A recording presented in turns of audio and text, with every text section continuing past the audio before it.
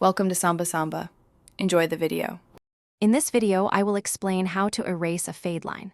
A fade line is that noticeable demarcation in a haircut where two different lengths meet, often created by using various clipper guard sizes.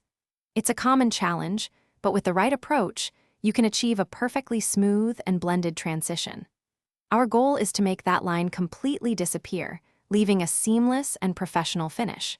This technique is crucial for a polished haircut. To effectively erase a fade line, you'll need a few essential tools. First, a high-quality clipper with an adjustable lever is paramount for precise length control. A smaller detailer or trimmer will also be incredibly useful for refining those tight areas. Don't forget a fine-tooth comb to help guide the hair and check your work. Always ensure your tools are clean and properly oiled for optimal performance and a smooth cut.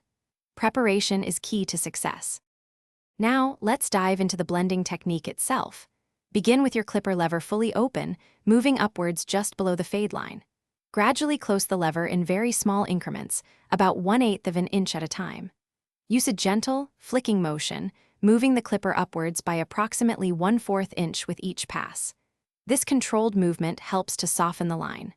Work in small, overlapping sections to ensure every part of the line is addressed. For those final, crucial touches, use the corner of your clipper blade to target any stubborn dark spots or faint lines that remain. Comb the hair down frequently to reveal any unblended areas and assess your progress. Don't rush this stage. Precision here makes all the difference. Using a handheld mirror can also help you spot uneven areas from various angles, ensuring a truly seamless and professional fade. Take your time for a perfect finish. Thanks for watching. Consider subscribing if we helped you.